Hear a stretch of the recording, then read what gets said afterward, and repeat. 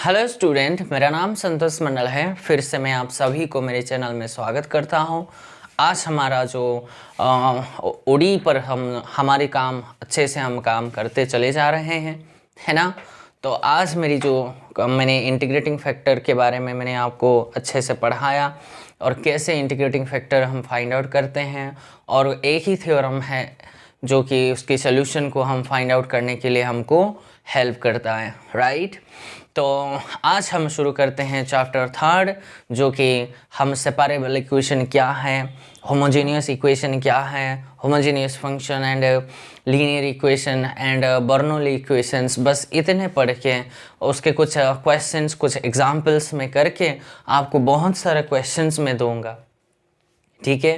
क्योंकि linear equation में कभी कभी क्वेश्चंस आ जाते हैं और उसके मीन्स उसका यूज बहुत होते हैं, राइट। तो आज हमारा काम उसी के ऊपर, आज जितने टॉपिक मैंने बोला है उतने टॉपिक में ख़त्म करने की कोशिश करता हूँ। आप सब जितने बच्चे मुझे फॉलो करते हैं वो सारे नोट्स आप अच्छे से बना लीजिएगा, क्योंकि मेरे पास इतना टाइम नहीं है। अगर ऑफलाइन होता तो मैं आपको यहाँ लिखवा देता, ठीक है बच्चों। तो इसलिए मैं जो बोल रहा हूँ वो आप पॉज करके एक बार लिख लेना है, अच्छे से नोट बनाओ, सारे क्वेश्चंस को सॉल्व करते चले जाओ।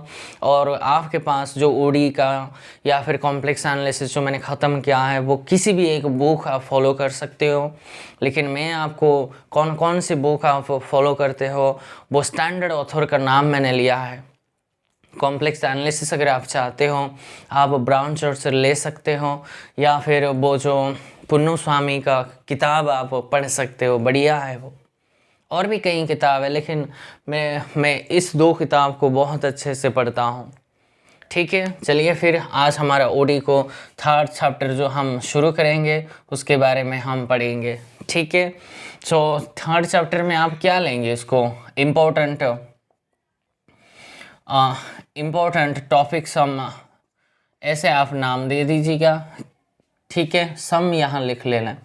सम इम्पोर्टेंट टॉपिक्स के ऊपर आज हम बात करेंगे। वो होता है एक, हमारे पास आपने सुना होगा कि सेपरेबल इक्वेशन क्या होता है, राइट। सेपरेबल इक्वेशन क्या होता है वो पढ़ेंगे। और एक बार होमोजीनियस, ठीक है, होमोजीनियस इक्वेशन क्या होता है इसके बारे में पढ़ेंगे। और दूसरी बात, होमोजीनियस फंक्शन के बारे में हम कुछ बातें करेंगे। उसके बाद हम लीनियर इक्वेशन के ऊपर, लीनियर इक्वेशन है इसके ऊपर थोड़ा बात करेंगे। और लास्ट में हम बर्नौली इक्वेशन क्या होता है उसके बारे में आज इतने बातें हम काम करेंगे। ये सब टॉपिक मैंने आपके सामने लिख दिया है, ठीक है बच्चों। तो अब हम इसको बारी बारी एक एक टॉपिक उठा के उसके बारे में कुछ बहुत अच्छे कॉन्सेप्ट्स मैं देने चाह रहा हूँ, वो आप ध्यान में सुन के वो आपको नोटिंग करना है, ठीक है। तो सेपरेबल इक्वेशन ये होता है, ये एक इक्वेशन है of the form capital F of X into capital G of Y के साथ D x plus small F X into small G of Y के साथ D Y is equals to 0। ये होता है सेपरेबल इक्वेशन की form. आपको ऐसे क्वेश्चन दिखाई देंगे कि मीन्स जो dx के साथ होता है उसको मैंने, अगर फंक्शन ऑफ x को मैं कैपिटल ले लिया, अगर y के है तो मैंने कैपिटल g ऑफ y ले लिया, राइट माय डियर स्टूडेंट। और dy के साथ जो मल्टीपल होता है उस फंक्शन को मैंने small F X into small Y मैंने ले लिया। क्लियर इतनी बात। तो ये अगर मैं प्योरली बोलूँ तो ऐसे बोलेंगे, सेपरेबल इक्वेशन का डेफिनेशन ये बनेंगे कि an equation of the form, ये जो an equation of the form this is called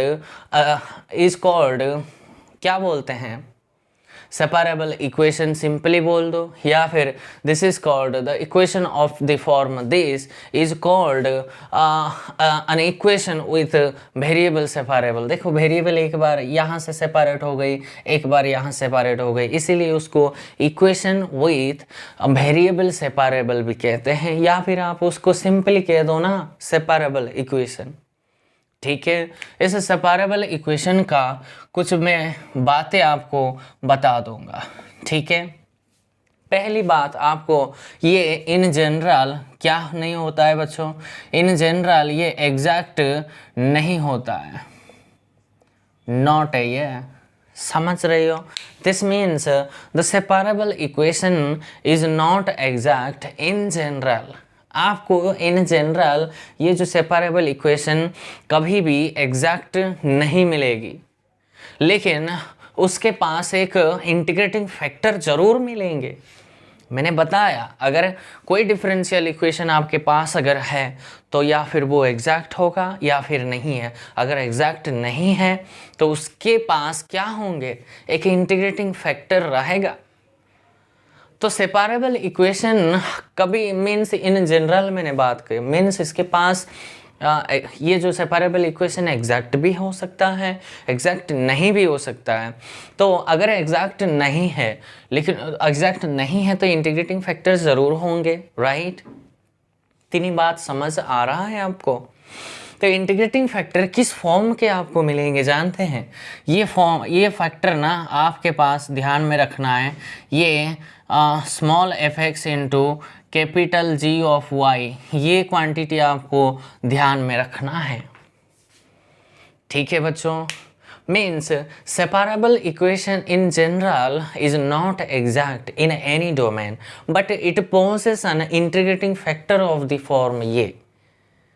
means आप सेपरेबल इक्वेशन में ये जो कैपिटल आपने जी ऑफ वाई जो लिया है उसके साथ यहाँ से स्मॉल एफ एक्स उठाना है, उसको मल्टीप्लाई करके उसको डिवाइड कर दो, ये आपके पास सेपरेबल इक्वेशन। इस क्वांटिटी से अगर यहाँ आप मल्टीप्लाई करेंगे, मुझे बताओ यहाँ आपको क्या मिल जाएंगे।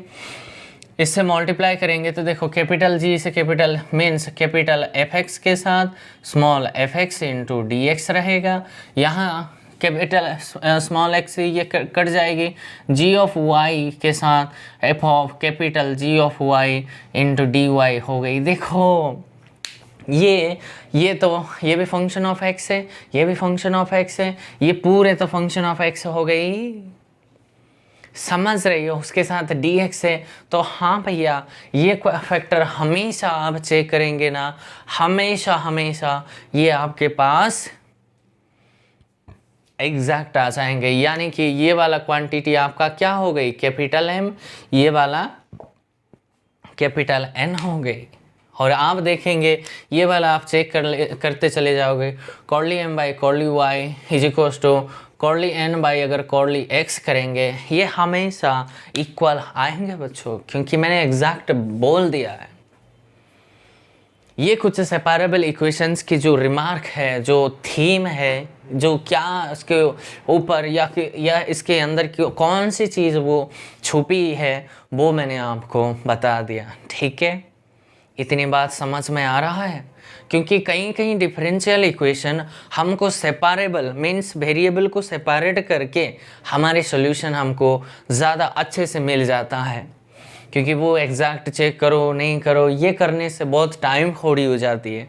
इसीलिए भैया आप इक्वेशन देखते ही आपने बीएससी में बहुत डिफरेंशियल इक्वेशन के ऊपर काम किए, समझ रहे हो। तो ये हुआ सेपरेबल इक्वेशन, ओके। तो अब हमें होमोजीनियस इक्वेशन का डेफिनेशन 2 वर्जन में मैं आपको देने जा रहा हूँ, पहली वर्जन दूसरी वर्जन के मैं देने जा रहा हूँ, ठीक है। तो आप उसको लिख लेना है कि होमोजीनियस इक्वेशन होता क्या है। The first order differential equation मैंने क्या है हमारे पास, M D x plus N D Y is equals to 0। यही तो फर्स्ट ऑर्डर डिफरेंशियल इक्वेशन को लिखने का तरीका है, अगर ये डिफरेंशियल फॉर्म में लिखूं तो, राइट। तो मैं बोलता हूँ द फर्स्ट ऑर्डर ऑर्डिनरी बोलो या फिर खाली डिफरेंशियल बोलो, एक ही बात, आपको कोई समस्या नहीं है। तो the first order differential equation M D x plus N D Y is equals to 0 is called a homogeneous equation if, देखो इफ ये डेफिनेशन वाला इफ है, कॉम है, व्हेन द रिटन, देखो आप मैं जैसे बोल रहा हूँ वैसे लिख लेना है। If when the written the derivative form D Y by D X, उस फंक्शन को जो हम डेरिवेटिव फॉर्म में ऐसे ही लिखेंगे। इसको ऐसे भी तो लिखा जा सकता है। ओके, मीन्स ये कब होमोजीनियस इक्वेशन कहूँगा, if the when the written derivative form D Y by D x के लिए अगर मुझे मेरे पास if there exist a function G, ऐसा अगर एक फंक्शन मेरे पास g मिल जाता है जिसके लिए ये जो f ऑफ एक्स वाई है ना, जो फंक्शन को आप होमोजीनियस कहना चाहते हो, इस फंक्शन को अगर g is a function of अगर y अपॉन x अगर लिख सकते हो, वो जो फंक्शन मीन्स आपके पास ऐसे फंक्शन क्या मुझे दे सकते हो? Can you able to give such a function naming I'm giving the naming g for which the given function can be expressed in terms of g of y upon x? Can you able to give such a function g? Then you are able to say that this function is homogeneous. That means the differential equation, not this function, but the difference means what is this? This is nothing but the first order differential equation, right? Because I am denoting this dy by dx. No issue, no problem at all, right, my dear students? So then this differential equation, we can now say that this is homogeneous. Clear? एक मैं example अगर आपके सामने draw कर दूं तो आपको बड़ी आसानी से समझ में आ जाएंगे, ठीक है? तो वो बोलता है कि भैया क्या है questions, y plus X square plus Y square की अंडर रूट में डी एक्स माइनस में X D Y is equal to 0। वो बोलता है भैया मुझे ये होमोजीनियस है कि नहीं अभी तक मुझे नहीं पता। डेफिनेशन, पहली डेफिनेशन का यूज करके मैं बोल रहा हूँ, सेकेंड डेफिनेशन को यूज करके तो एक ही झटके में मैं दे दूंगा, वो बड़ा आसान है ये, लेकिन ये भी इतनी कठिन नहीं है आप अगर समझने पे ध्यान दोगे तो। देखो ये एक डिफरेंशियल इक्वेशन मैंने वन दिया, तो this differential equation I will say that this is a homogeneous equation when if, इस डिफरेंशियल इक्वेशन के लिए अगर मेरे पास एक ऐसा फंक्शन g मुझे मिल जाए जिसके लिए ये जो डिफरेंशियल इक्वेशन को मैं तो ऐसे भी लिख सकता हूँ D Y by D x is equals to क्या लिख सकता हूँ y plus under root x square plus Y square upon में x, ऐसे तो लिख सकता हूँ। यही तो मेरी क्या है f ऑफ एक्स वाई। तो क्या मैं ऐसे फंक्शन दे सकता हूँ जो ये एक्सप्रेशन मेरे किसकी इक्वल हो जाए, g is a function of y by x ऐसे हो जाए। मीन्स ये जो फंक्शन है ना आपको y बाई एक्स की फॉर्म में लिख सकते हो क्या? कोशिश करते हैं लिखने का। भैया ऐसे हैं तो उसको y अपॉन एक्स प्लस में under root over x square plus Y square का x ऐसे पते लिख सकता हूँ इसको। Clear, right my dear students? तो उसको फर्दर भी तो ऐसे लिख सकता हूँ y बाई एक्स। देखो इससे x एक कैंसिल हो गई तो अंडर रूट में क्या बचा है, ये मेरी क्वांटिटी आप बता सकते हैं किस फॉर्म का है ये? सही है ना? बिल्कुल है। तो इसको अगर मैं x प्लस दिस में means 1 plus Y by X का होल स्क्वायर तो लिख सकता हूँ। क्या आपको एतराज है? ऐसे क्या लिख दिया जो मैंने, क्या गलत किया है क्या? भैया इसका क्वांटिटी को हटा दो ना, y square by x square हो जाएंगे, एक्स स्क्वायर कॉमन ले जाओ तो x square plus Y square by under root x square, that means x cancel हो जाएंगे, स्क्वायर है। क्लियर? देखो ये हो गई क्या, ये मेरी अगर मैं इस पूरे को मैं g of y by x नाम दे दूं, क्या आपको कोई प्रॉब्लम है? ऐसे भी तो नाम दे सकता हूँ इसको, क्योंकि ये y/x की फॉर्म में मुझे दिखाई दे रहा है। हाँ जी, तो अगर मैं ऐसा कुछ फंक्शन मुझे मिला जिसके ये वाला क्वांटिटी इसके रिस्पेक्ट में लिख सकता हूँ, तो भैया ये डिफरेंशियल इक्वेशन क्या हो गई, ये अब की बार होमोजीनियस इक्वेशन हो गई। देखो कई बार हम तो डिग्री के ऊपर, अब हम जो डेफिनेशन देने जाऊँगा वो डिग्री के ऊपर मैं बात करूँगा, लेकिन ये वाला डेफिनेशन भी बड़ा काम का चीज़ है। ठीक है, चलो फिर नेक्स्ट मैं जो इसके डेफिनेशन देने जाऊँगा। ठीक है बच्चों, तो मैंने पहली वर्जन बोल दिया, दूसरी वर्जन में अभी देने जाऊँगा।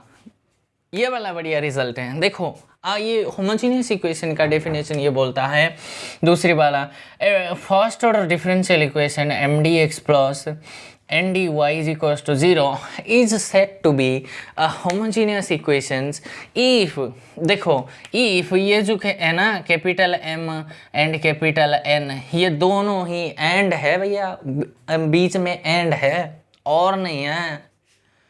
स्टेटमेंट्स इसलिए तो इम्पोर्टेंट, लॉजिक इसके लिए तो इम्पोर्टेंट माना जाता है हर एक ब्रांच के लिए, वो ओडी है या फिर कॉम्प्लेक्स है या लीनियर है, वो रियल हो, कुछ भी हो।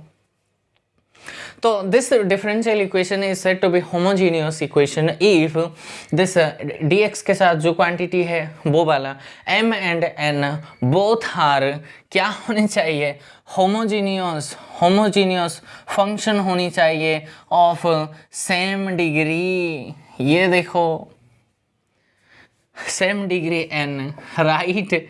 अगर ये जो दो फंक्शन m और n वो अगर दोनों homogeneous function of same degree है भैया n, ये ऐसा नहीं कि इसका डिग्री 3 है तो इसका डिग्री 4 है तो भैया ये होमोजीनियस, ना जी, सेम डिग्री होनी चाहिए और होमोजीनियस फंक्शन भी होनी चाहिए, तब जाकर इस डिफरेंशियल इक्वेशन को हम होमोजीनियस कहेंगे। अब मेरा समय आ गया कि भैया होमोजीनियस इक्वेशन का तो डेफिनेशन दे दिया, लेकिन ये जो मैंने अननोइंगली ये जो होमोजीनियस फंक्शन का यूज़ किया है वो क्या है, आखिरकार यही तो है वो डेफिनेशन। आपको कोई भी टीचर्स आपको क्लास में हो, कोई भी आपको पूछने का ये बढ़िया क्वेश्चन है कि होमोजीनियस फंक्शन क्या है, होमोजीनियस इक्वेशंस क्या है, एक बार अगर समझ आ गए तो बढ़िया हो जाएंगे, राइट। तो होमोजीनियस फंक्शन का डेफिनेशन ये बोलता है ए फंक्शन, देखो ए रियल फंक्शन बोलो या फिर a function of two variables बोलो, मैं बोलता हूँ a function of two variables x and y is said to be, क्या है, is said to be homogeneous function of degree n if n degree का होमोजीनियस फंक्शन बनेंगे कब, if इस फंक्शन के स्थान में जो x के साथ है वो अगर लामड़ा x करोगे और इस क्वांटिटी में अगर लामड़ा y मल्टीप्लाई करेंगे, अगर वो क्या दे, ये लामड़ा अगर बाहर कॉमन में वो पूरी तरह लामड़ा की पावर n अगर कॉमन आके f ऑफ एक्स वाई मुझे मिल जाए, यही है भैया डेफिनेशन, और कुछ नहीं। समझ गए हो होमोजीनियस फंक्शन का। तो मैं बोलूँगा a function of two variable, a function f of two variables x and y is said to be homogeneous function of degree n if f of lambda x comma lambda y is equal to lambda to the power n into f of x y आना चाहिए। देखो अभी जो questions लिया था उसके बारे में जजमेंट दे देंगे। क्या था बच्चों कि y प्लस था ना, y plus under root over x square plus y square minus में ये इसके एंगल में dx था माइनस x dy is equals to 0 था, राइट। मुझे अभी चेक करना है कि ये फंक्शन, पहले इसको फंक्शन में तो कन्वर्ट कर लूँ, that means dy by dx तो मेरा क्या होता है, f is a function of x y है, तो वो क्या था y plus under root over x square plus y square upon में x, यही इक्वेशन एक मान लो। और अभी मैं लेके क्या चलूँगा NOW नाउ कि भैया f of lambda x lambda y में कैलकुलेट करके लेके चलता हूँ, मीन्स एक्स के स्थान में लैम्बडा एक्स, वाई के प्लेस में लैम्बडा वाई में रख दूंगा। ये वाई है तो ये क्या बन जाएंगे, lambda y plus under root में ये क्या है, lambda square x square, lambda square x square plus lambda square y square बना, और नीचे मेरा लैम्बडा एक्स बना। Clear my dear student. तो इसको थोड़ी अगर मैं फर्दर सिंप्लीफाई कर दूँ, ये बना लैम्बडा वाई प्लस में देखो ये दोनों के स्थान में लैम्बडा स्क्वायर है, तो मैं लैम्बडा स्क्वायर को कॉमन में खींच सकता हूँ, तो अंडर रूट में X square plus Y square बचा। Right my dear students. तो नीचे भी लैम्बडा एक्स बचा। इसमें कोई प्रॉब्लम है? तो ये देखो ये क्वांटिटी प्रोडक्ट में है, तो ये अगर कॉमन में ले जाएगा, यहाँ भी लैम्बडा यहाँ भी लैम्बडा, तो लैम्बडा अगर मैं कॉमन ले जाऊँ तो ये क्या बन जाएंगे, y plus under root over x square plus Y square बना, अपॉन में लैम्बडा एक्स बना। Right my dear students. देखो ये लैम्बडा से ये क्या हो गई, अगर आप बोलेंगे देखो ये लैम्बडा था, ये लैम्बडा था, ये लैम्बडा से लैम्बडा कैंसिल हो गई। Right my dear student. तो अब क्या बन गई, अब मेरे पास ये जो है ना लैम्बडा स्क्वायर मेरा था ना,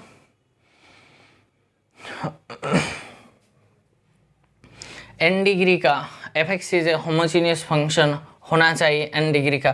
दैट मीन्स ये मेरे पास क्या बन गई, फिर से वही आ गया ना, that is simplest F of x Y आ गई। तो अब मुझे लैम्बडा की पावर मुझे चेक करना है, तो मुझे बताओ कैपिटल M क्या है,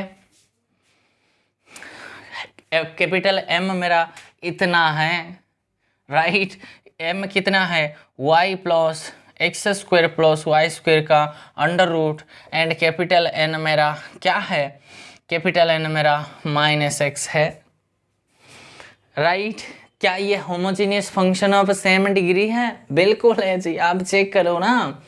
होमोजीनियस फंक्शन के लिए ये तो मैंने वेरीफाई कर दिया कि हाँ भैया, इसको अगर आप कैलकुलेट करेंगे तो लैम्बडा टू द पावर ये क्या है, 0 तो है। समझ गई हो? ये भी आप चेक कर सकते हो कि गारंटी है ये होमोजीनियस फंक्शन आएंगे। इनफैक्ट ये लीनियरिटी तो आपके पास मिल गई। आप चेक करेंगे इसको, होमोजीनियस फंक्शन के लिए क्या करना है, m is a function of x y, तो m of lambda x lambda y लेके चलेंगे, लैम्बडा कॉमन बाहर आ जाएंगे, उसी के साथ लैम्बडा कॉमन आके ये आपके पास फिर से m is a function of x y आपको मिल जाएंगे।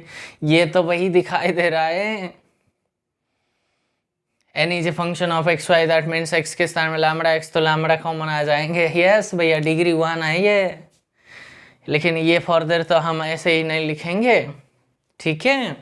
तो मैंने आपको वेरीफाई करके दिखा दिया कि ये इस क्वांटिटी किसके बराबर है, एफ ऑफ एक्स वाई के बराबर है, right. Clear my dear students. तो यही बना आपको होमोजीनियस फंक्शन चेक करने के लिए।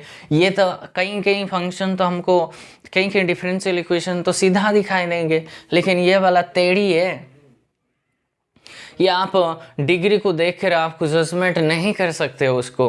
इसीलिए ये डेफिनेशन अगर किसी को नहीं आता, ऐसे क्वेश्चन अगर आ जाए, वो तो ऐसे ही यूं ही बोल देगा कि भैया इसका डिग्री तो ऐसा नहीं है, कुछ होमोजीनियस का नहीं है, तो वो होमोजीनियस के बारे में वो अच्छे से जजमेंट नहीं दे पाएगा।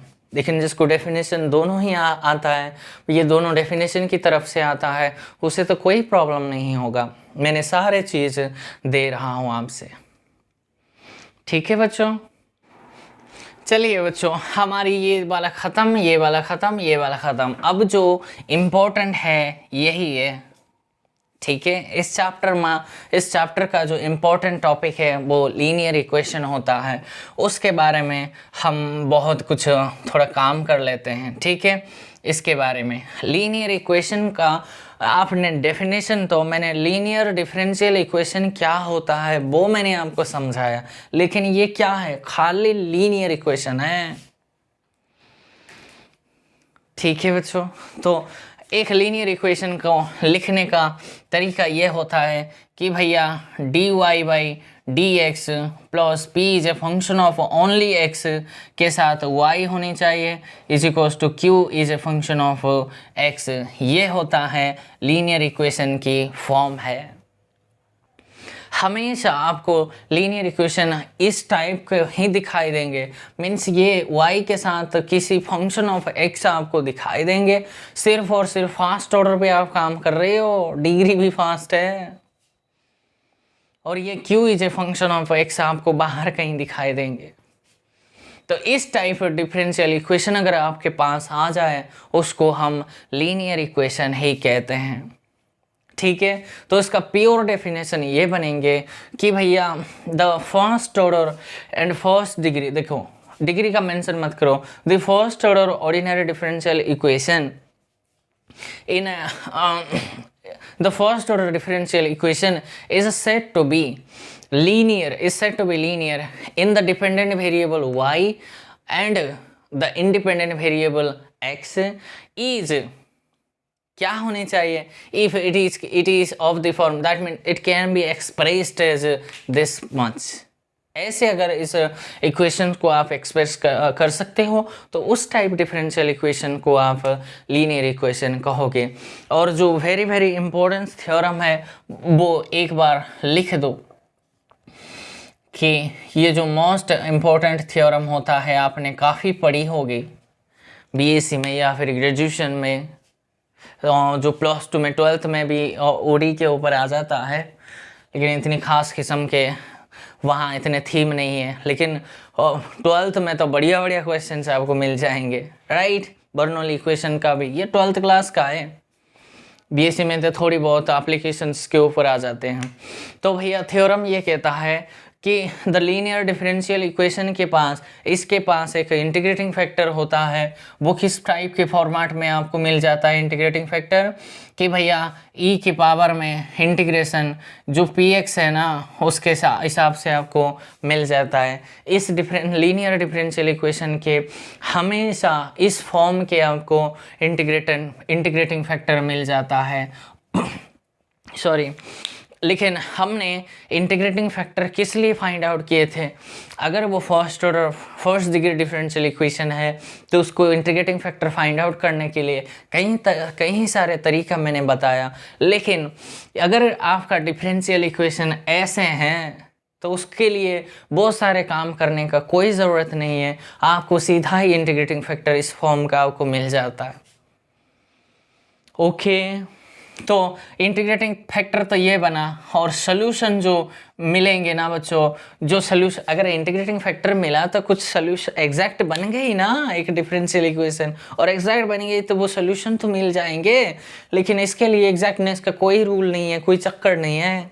अगर डिफरेंशियल इक्वेशन है तो इंटीग्रेटिंग फैक्टर जैसे आपको एक डिफाइनिंग फार्मूला दे दिया जाता है उसी हिसाब से एक सोल्यूशन भी होता है।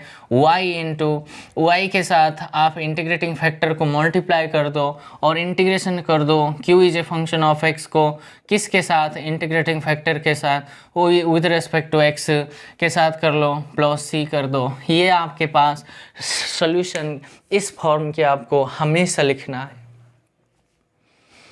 ठीक है, कितने आसान तरीका है, इसके ऊपर मैं काफ़ी सारे क्वेश्चंस मैं आपको दूंगा, मैं एक फॉर्मेट आपको समझा दूंगा, लेकिन फ़िलहाल इसके ऊपर आ जाते हैं। ठीक है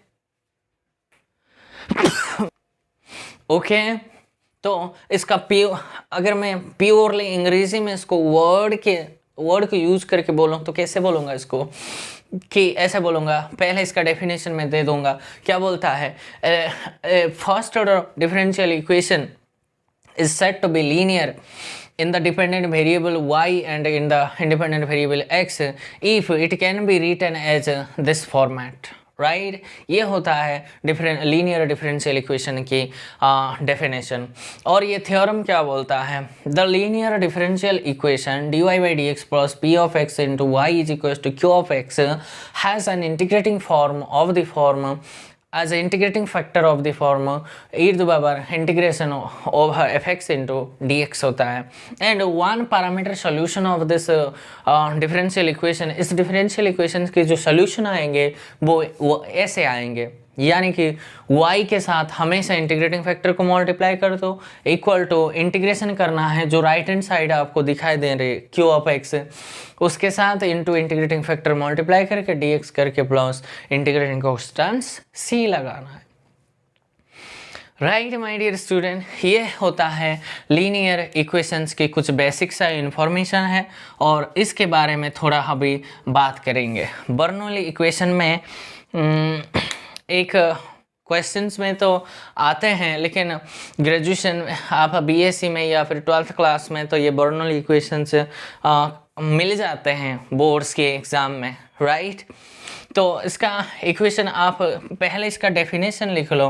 द मीन्स ये होता है बर्नौली इक्वेशन की फॉर्म, ये जो p ऑफ x है ये इंटू के y is equals to q of x के साथ y to the power n होता है, और n आपके 0 और 1 से अलग होनी चाहिए। ये होता है इस बर्नौली, एक साइंटिस्ट है, उस साइंटिस्ट ने ये जो डिफरेंशियल इक्वेशन को, ये जो लीनियर इक्वेशन को उसने फर्दर स्टडी कर दिया। भैया ये तो आपने ऐसे के वैसे रख दिया, अगर qx के साथ अगर ऐसे मुझे y के फंक्शन में कुछ पावर में अगर कुछ दिखाई दे तो वो किस टाइप इक्वेशन बन जाएगी। ऐसे इसके ऊपर उन्होंने बर्नौली ने काम किया, तो उसको कुछ मैनिपुलेशन, कुछ ट्रांसफॉर्मेशन यूज करके उन्होंने भी एक कुछ मैनिपुलेशन करके सीधे इस फॉर्मेट में वो जंप हो जाती है, वो कन्वर्ट हो जाता है लीनियर इक्वेशन में। लेकिन ये लीनियर थोड़ी ना है, ये तो y to the power n x q of x के साथ मल्टीपल हुआ है। लेकिन लीनियर के लिए तो भैया सिर्फ और सिर्फ यहाँ फंक्शन ऑफ x दिखाई देनी चाहिए, ये तो फंक्शन ऑफ y भी अंदर है, तो ये तो लीनियर बराबर नहीं है। लेकिन ये जो बर्नौली इक्वेशन वो कुछ ट्रांसफॉर्मेशन यूज करके वो लीनियर इक्वेशन में कन्वर्ट किया जा सकता है। उन्होंने ये बातें उन्होंने कहा है। ओके माय डियर स्टूडेंट्स, लेकिन n का वैल्यू आपके पास 0 1 से अलग होनी चाहिए, अगर ऐसा कुछ है तो। Clear my dear students. अगर आप बोलेंगे सर अगर ये n हुआ मेरा 1 0 या फिर अगर 1 हुआ तो, भैया मैं उसके बारे में भी बात करूँगा। उन्होंने देखा कि भैया n को अगर मैं 0 लूँ ये तो लीनियर इक्वेशन बन गई, अगर मैं 1 ले लूँ ये y बन जाएंगे। यहाँ ये देखो ये भी फंक्शन ऑफ x है, ये भी फंक्शन ऑफ x है, तो y में तो कॉमन आ जाएंगे, और राइट हैंड साइड में इक्वल टू 0 के साथ अगर मैं कन्वर्ट कर दूँ वो भी तक लीनियर इक्वेशन की फॉर्म में दिखाई देंगे। ठीक है, तो मैं इस बर्नौली इक्वेशन का प्रॉपरली डेफिनेशन दूँ अगर the equation of the form dy by dx p of x y is equals to q of x into y to the power n where n is not equals to 0 1 is called a Bernoulli equation, right my dear student। whereas if n is equals to 0 और 1, अगर n के value 0 या फिर 1 में से कोई एक है, then the Bernoulli equation this becomes a linear equation, right my dear students. वो अगर ऐसा कुछ हुआ तो वो जो बर्नौली इक्वेशन और कुछ नहीं है, वो लीनियर इक्वेशन ही है।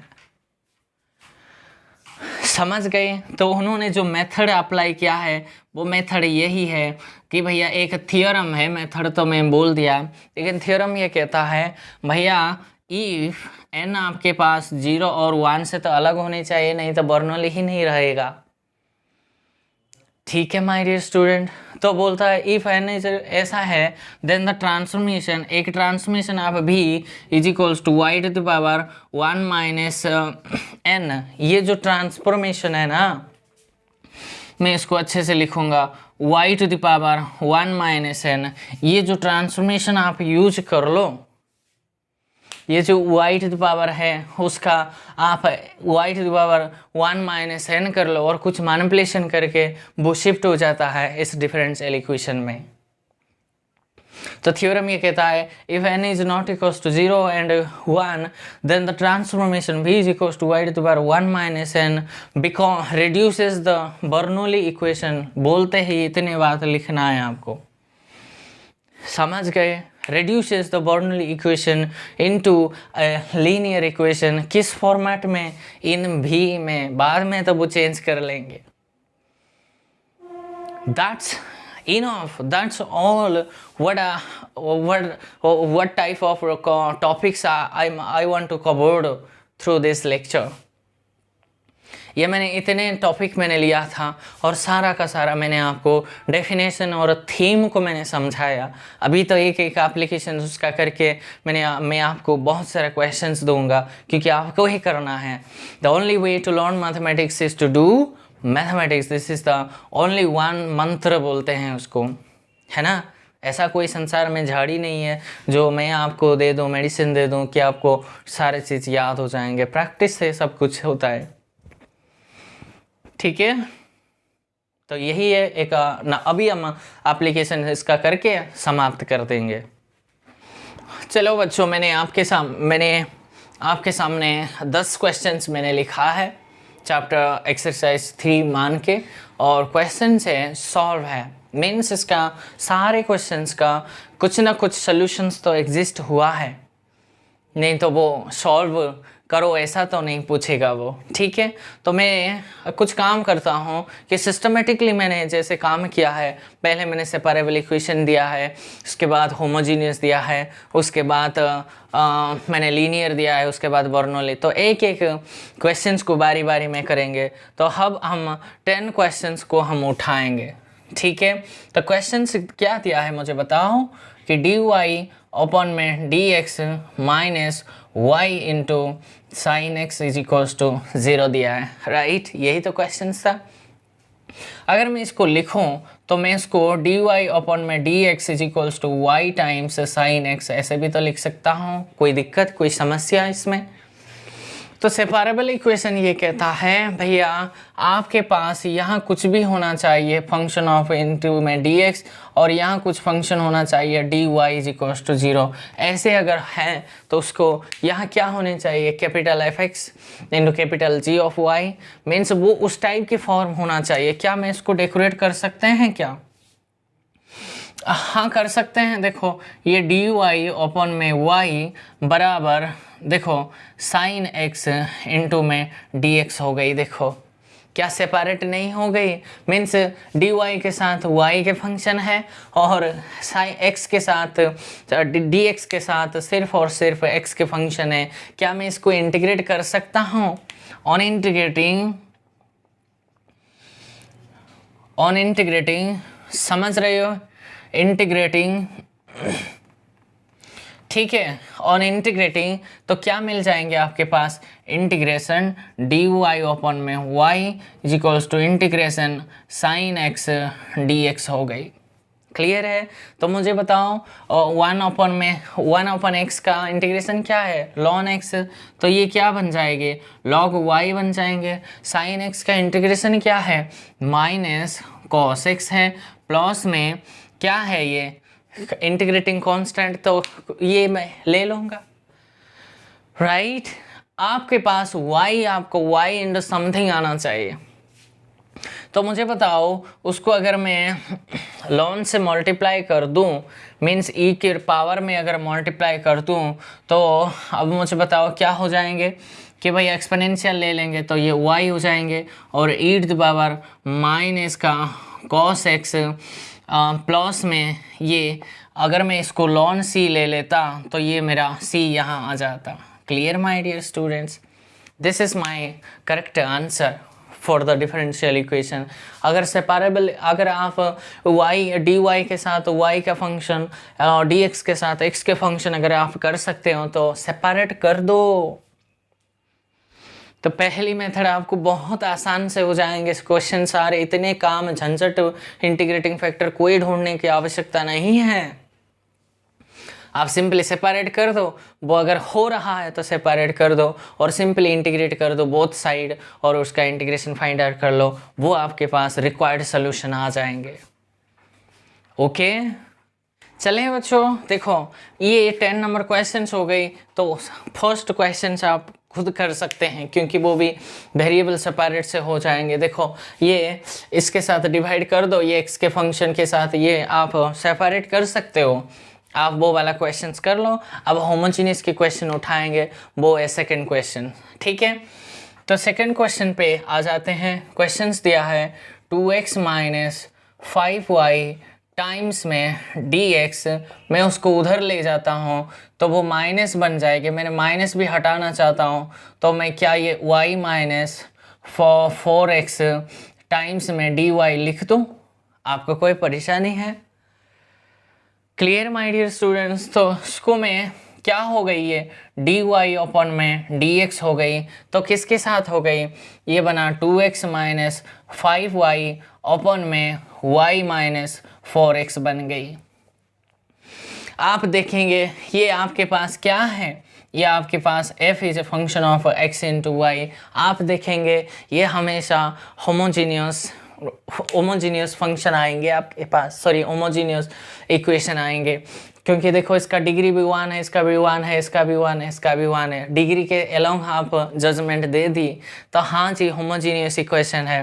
सो अगर मैं इसको 1 बोलूँ तो देयरफॉर लिखो इक्वेशन 1 इज क्या है, is of homogeneous equations. Homogeneous equation है तो सोल्यूशन क्या है, तो पुट करेंगे ना, आपको याद है तो y is equals to b x हम सब्सटीट्यूट करेंगे। एंड अगर मैं इसको डिफरेंशिएट कर दूं तो डिफरेंशिएट करेंगे तो dy विद रिस्पेक्ट टू आप करना चाहते हो किसकी रिस्पेक्ट में, विद रिस्पेक्ट टू x है तो dy अपॉन dx अगर करेंगे तो ये v plus dv by dx बन जाएंगे x टाइम्स, राइट क्योंकि ये प्रोडक्ट वाला फॉर्मूला लग जाएंगे। क्या क्या है, second function derivative of first into first function derivative of second, right my dear students. ये आपके पास दूसरे सब्स्टिट्यूशन आ गई। देखो यहाँ रख दो dy dx के प्लेस में ये वाला क्वांटिटी। सो फ्रॉम आप क्या लिखेंगे, फ्रॉम 1 से आपको ये वाला quantity v plus x time dv by dx हो गई, और इसके प्लेस में आप क्या रखते हो, y is equal to vx रखते हो, तो ये रहा 2x माइनस 5 के vx के, दैट मीन्स vx हो गई, और नीचे क्या है vx माइनस 4x। देखो यहाँ से x कॉमन ले लो और तो 2 माइनस 5b अपॉन में यहाँ भी x कॉमन जाएंगे तो v माइनस 4 रहा। Clear my dear students. तो are you getting my points.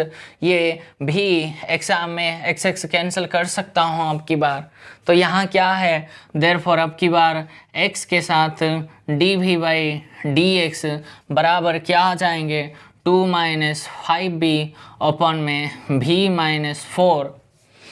ये v माइनस 4 आया ना, ये अब की बार क्या था, y के प्लेस में vx डालेंगे तो ये 4x, yes x x common v minus 4 हो गई।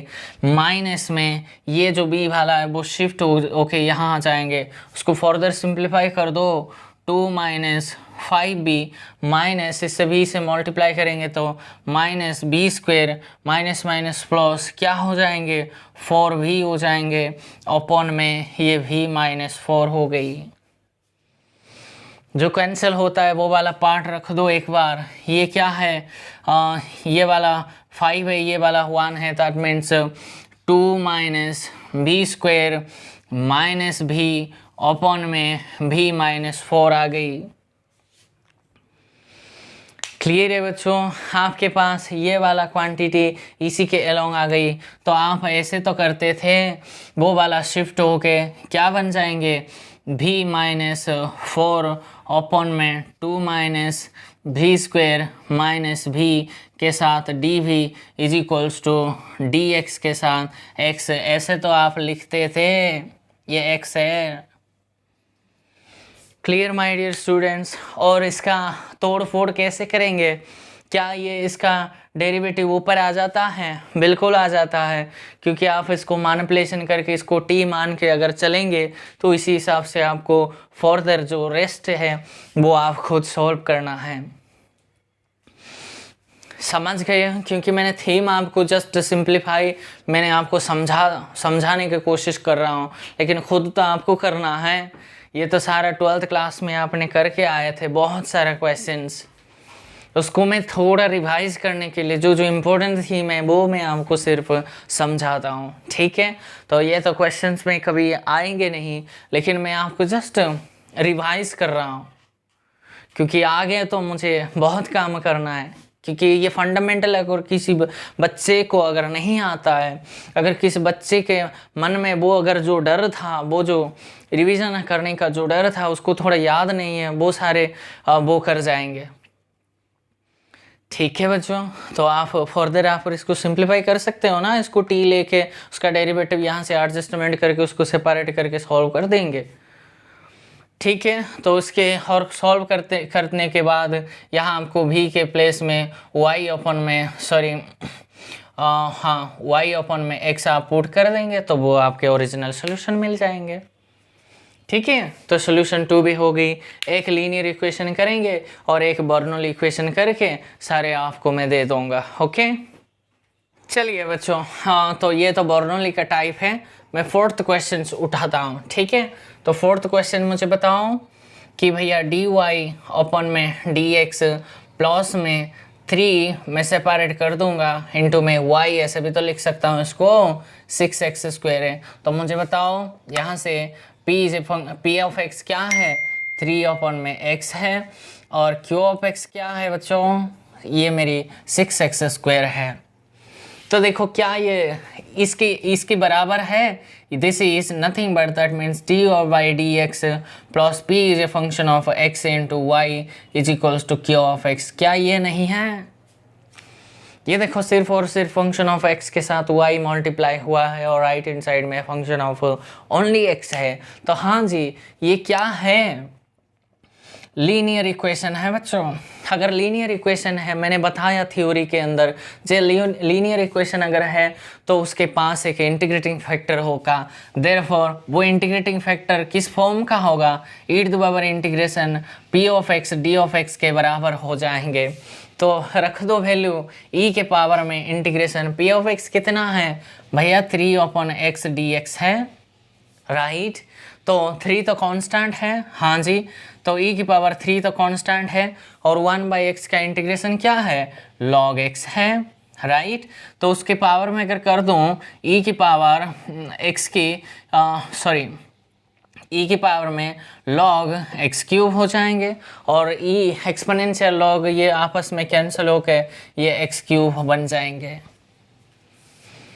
Right my dear students. तो आपके पास इंटीग्रेटिंग फैक्टर मिल गया। और मैंने भी बताया अगर इंटीग्रेटिंग फैक्टर इस फॉर्म का होता है तो उसके एक 1 parameter solution of the form क्या होता है, देयरफॉर हेंस आप यहाँ लिख लो the solution is given by y into integrating factor है ना, is equals to integration q of x के साथ आप इंटीग्रेटिंग फैक्टर को मल्टीप्लाई कर दो विद रेस्पेक्ट टू dx करके इंटीग्रेटिंग कांस्टेंट c ले लो, ओके। तो यहाँ से रख दो ना, y के साथ इंटीग्रेटिंग फैक्टर कौन है, x³ है सर। तो भैया यहाँ इंटीग्रेशन ये क्या है, अब की बार ये 6x² है इंटू इंटीग्रेटिंग फैक्टर x³ है, उसके साथ dx करके प्लस c कर दो। तो ये क्या बन जाएंगे, ये 6 तो आउटसाइड चले जाएंगे क्योंकि कांस्टेंट है, ये 2 है ये 3 है, तो x⁵ dx हो गई कि नहीं, क्योंकि बेस अगर सेम है तो पावर ऐड हो जाती है। तो ये प्लस में c आ गई, तो ये तो बच्चों का खेल हो गई बच्चों। ये तो x⁻n का इंटीग्रेशन क्या है, x⁻6 अपन में 6 प्लस में c, ये इससे कैंसिल भी हो गई। तो y इंटू x³ का वैल्यू इतनी आया, तो y of x is equals to क्या आएंगे, x⁻6 अपन में x³ प्लस c अपन में x³ आ गई।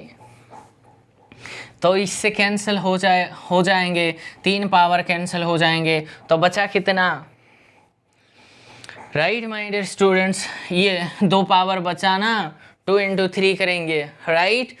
तो दैट मीन्स ये क्या बन जाएंगे, ये x² plus c into x⁻³ हो गई। समझ गए? This is my required solution. अगर क्वेश्चन में बच्चों y of 0 is equals to 5 find out करो, अगर वो और फर्दर अगर पूछता है तो आप क्या करेंगे?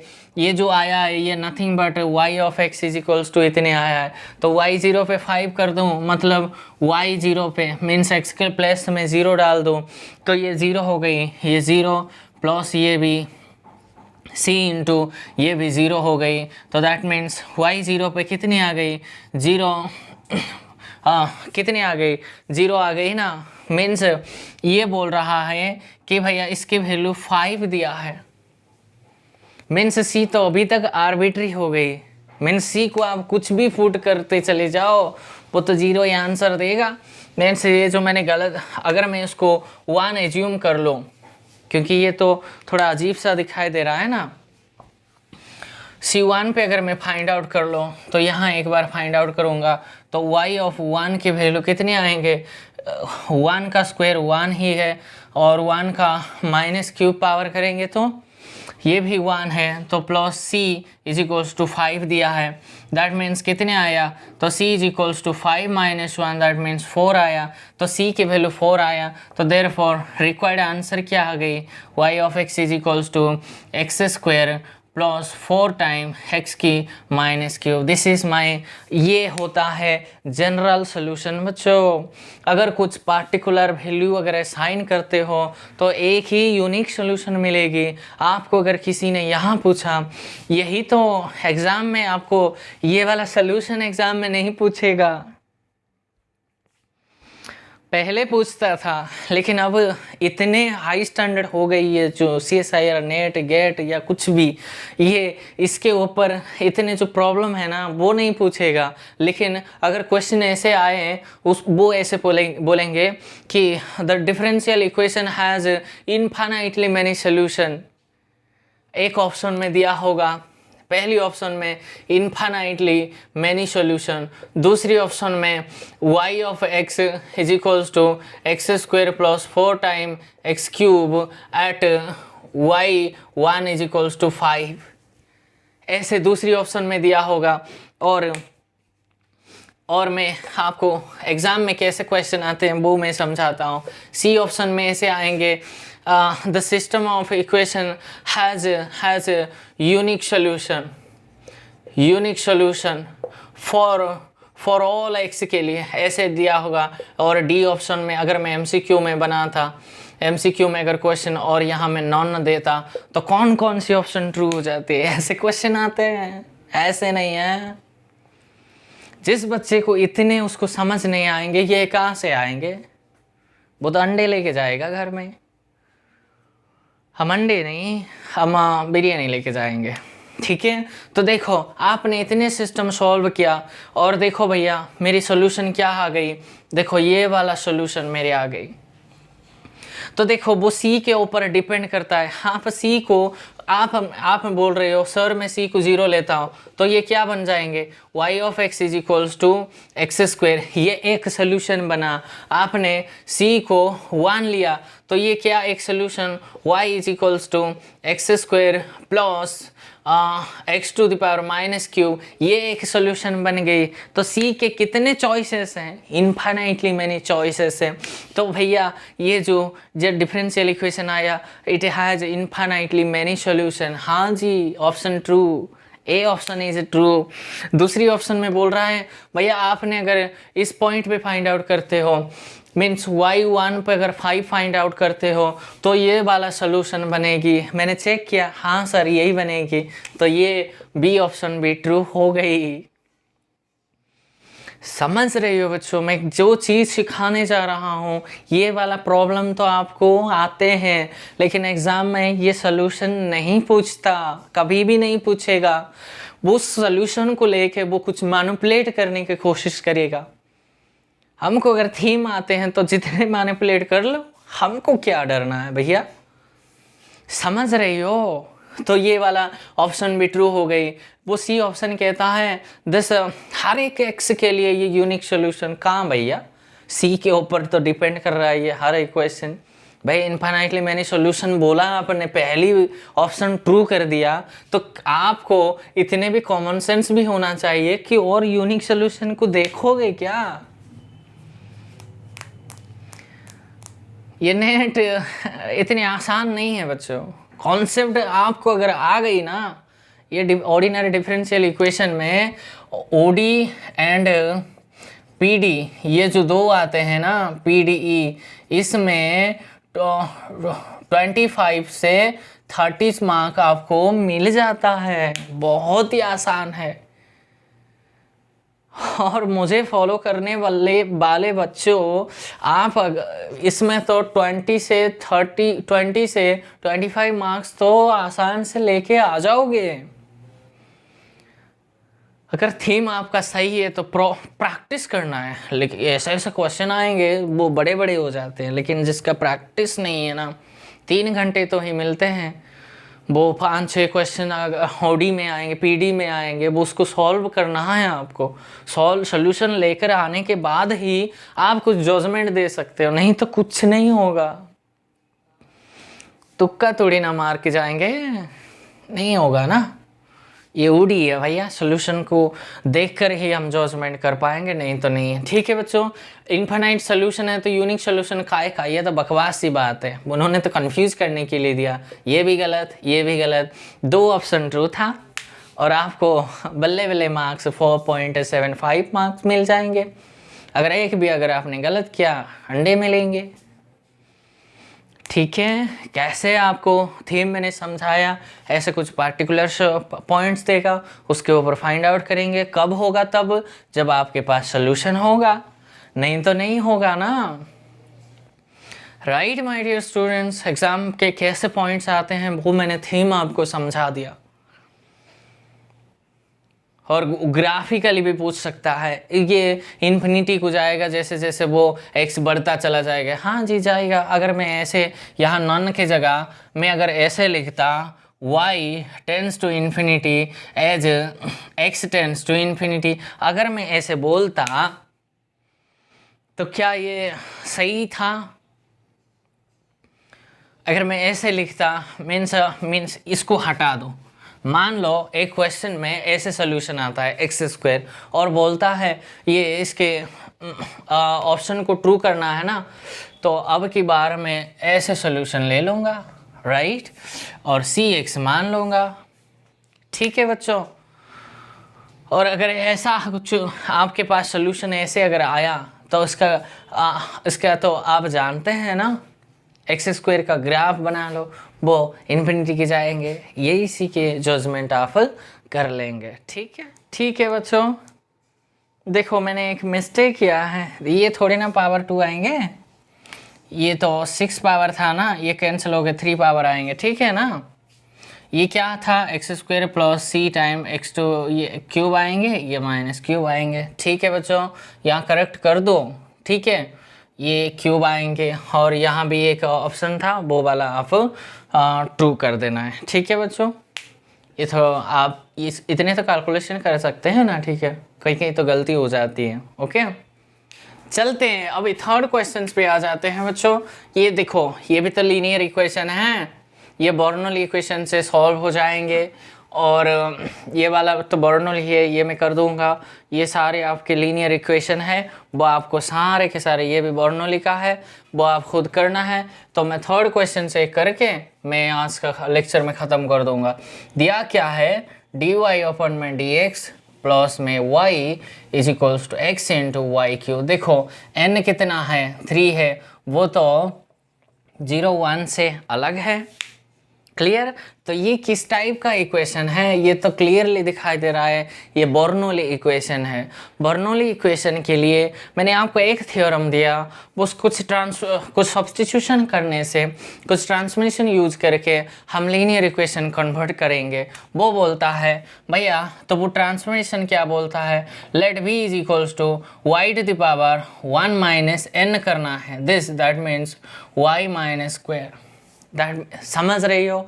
ये वाला एक पैकेट आप यहाँ रख लो, b के वैल्यू कितना है, y माइनस 2 है। ठीक है, वो बाद में आंसर में जब लिखेंगे वो यूज होंगे, इसलिए मैं साइड में रख दिया। ठीक है बच्चों, तो इसको अब डिफरेंशिएट अगर मैं कर दूँ, differentiate with respect to x करूँ, तो डी भी अपन में डी एक्स कितना हो जाएंगे, ये -2 into Y to the power -3 into D Y अपन में डी एक्स हो जाएंगे कि नहीं, समझ रहे हो बच्चों। तो देखो, अगर मैं देखो d Y by D x में अगर ये क्वांटिटी को मैं मल्टीप्लाई कर दूँ, तो अब इसका थोड़ा शक्ल ठीक कर देते हैं, इसको -1/2 d v by D x is equals to y cube d Y by D x. अगर मैं ऐसे लिख दूँ, देखो ये जो इस इक्वेशन को अगर मैं इसको 1 कहूँ, मल्टीप्लाई करना है, multiplying y to power -3 of equation किसको, ऑफ इक्वेशन 1 को अगर इससे मल्टीप्लाई करोगे क्या मिलेंगे बच्चों, यहाँ लिख दूंगा मैं कि भैया Y to power -3 D Y अपन में डी एक्स प्लस ये क्या था y into Y to the power -3 is equals to X into Y to the power cube into Y to the power -3। आप कोई बच्चा कहता है सर आपने मल्टीप्लाई वर्ड क्यों यूज किया, अगर आप मल्टीप्लाई यूज़ नहीं करोगे तो इसको ऐसे यूज करो कि भैया 1/y³ से मीन्स y³ से डिवाइड कर दो, समझ रहे हो बच्चों।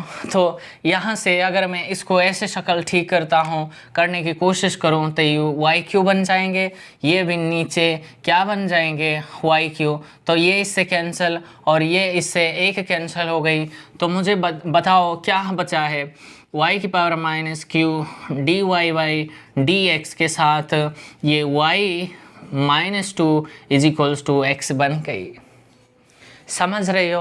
अब मुझे बताओ इसकी वैल्यू कितना है, यहाँ से आपने डिफाइन किया, मैं यूज़ करूँगा कि -1/2 times d v by D x है, क्लियर।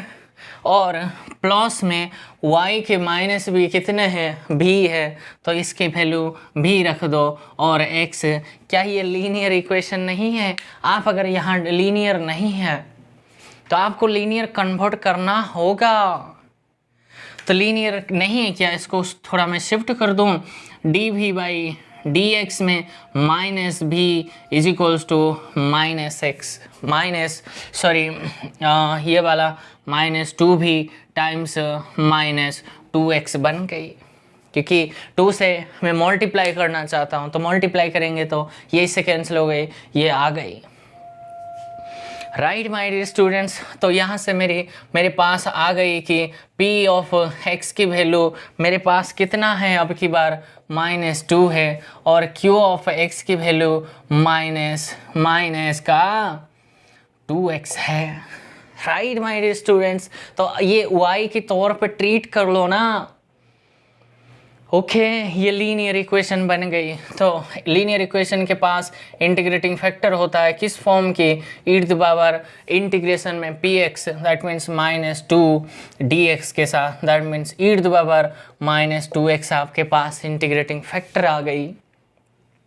तो इंटीग्रेटिंग फैक्टर आ गई तो सोल्यूशन क्या है, therefore solution is means y times y आपके पास क्या है, अब की बार भी है, ये y आपने ट्रीट किया था तो y की प्लेस में अभी भी है, तो भी इंटू इंटीग्रेटिंग फैक्टर कितना है e टू पावर -2x इंटीग्रेशन में q ऑफ x कितना है -2 इंटू एक्स है, और q इंटीग्रेटिंग फैक्टर कितना है इंटू में e टू पावर -2x है into dx plus c, right. अभी इस इंटीग्रेशन को सेल्फ सॉल्व करना है।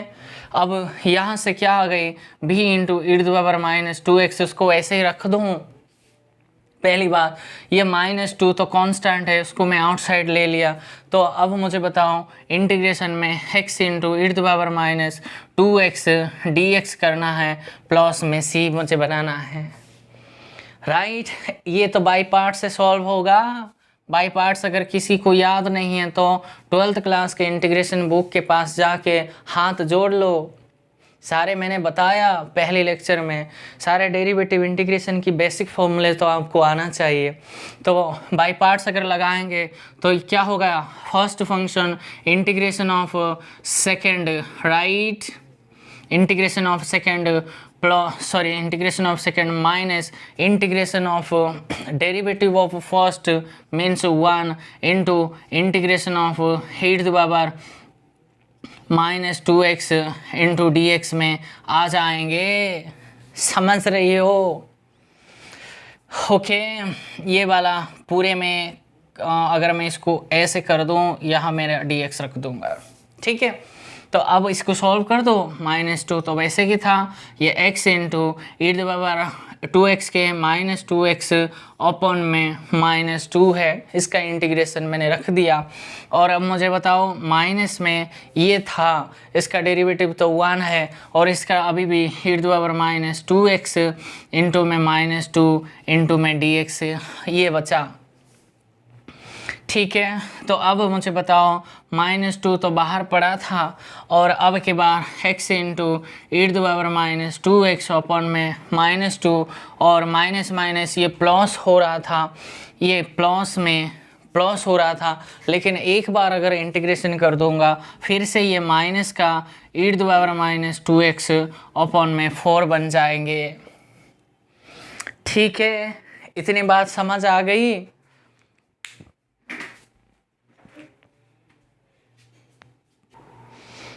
ओके, ठीक है स्टूडेंट्स। तो देखो इससे मल्टीप्लाई कर दो ना, मल्टीप्लाई करेंगे तो ये इससे कैंसिल हो गए, माइनस से माइनस कैंसिल, तो x into e⁻2x minus minus plus का e⁻+c है बच्चों, यहाँ प्लस c तो बाहर पड़ा है। तो अब की बार क्या बन जाएंगे, e⁻2x के अपन में 2 बन गई, प्लस में c है। और यहाँ क्या चल रहा है, यहाँ मेरे v इंटू e⁻2x चल रहा है, राइट माय डियर स्टूडेंट्स। तो अगर मैं इसको अगर मैं यहाँ लेके आ जाऊँ तो v इज इक्वल्स टू में क्या बन जाएंगे, ये डिवाइड हो जाएंगे, तो ये x प्लस ये भी 1/2 प्लस c टाइम e⁻2x बन जाएंगे, ठीक है। और यही मेरी आंसर नहीं है, b के वैल्यू आपके पास ये है, तो फाइनल आंसर मेरा बना 1 अपन में y² बराबर x प्लस 1/2 प्लस में c इंटू e⁻2x। This is my required answer, I think. Okay, हाँ, this is my required answer. ऐसे ही आपका सोल्यूशन आप करेंगे, ठीक है माय डियर स्टूडेंट्स। इसमें कोई प्रॉब्लम है तो आपके पास बर्नौली इक्वेशन कितने हैं, ये मेरे बर्नौली इक्वेशन था, 5th एक बर्नौली इक्वेशन है और 9th एक आपके पास बर्नौली इक्वेशन है, सारा का सारा लीनियर है, ये सेपरेबल से हो जाएंगे। बस इतने आज के वीडियोस को मैं एंड करता हूँ। इतने देखे आपको, आपके पास मैंने बहुत सारे क्वेश्चंस आप खुद करने के लिए मैंने दिया है, कर लो एक बार, आपको मज़ा आएगा और मैथमेटिक्स करने से मज़ा आएगा, ठीक है।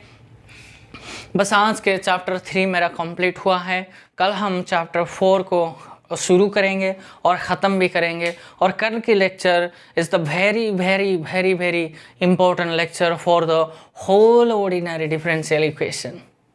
अगर वो चैप्टर 4 अगर किसी को नहीं आता, वो पीडीई या फिर कैलकुलस ऑफ वेरिएशन या फिर वो इंटीग्रल कैलकुलस वो पढ़ ही नहीं पाएगा, क्योंकि वो बहुत ही इम्पोर्टेंट है। थीम, फॉर्मूला और बीएससी में, एमएससी या कोई ब्रांच में आप पढ़ो, वहाँ से क्वेश्चन नहीं आएंगे, ऐसा तो आज तक वो हुआ ही नहीं है, ठीक है। तो बस इतना ही। इसमें अगर कोई आप कोई प्रॉब्लम फेस करते हैं, कोई दिक्कत आते हैं तो आप मुझे बता सकते हैं। कोई क्वेश्चंस अगर 10 के 10 क्वेश्चंस अगर आपसे सॉल्व नहीं हुआ तो एक क्वेश्चन भी स्किप मत करो, और आप मुझे जो क्वेश्चंस आपने सॉल्व नहीं होते हैं वो सारे मुझे भेज सकते हैं व्हाट्सएप नंबर में, तो वो आपका सारे डाउट्स हम क्लियर करेंगे, ठीक है। That's all for today, thanks for watching my video.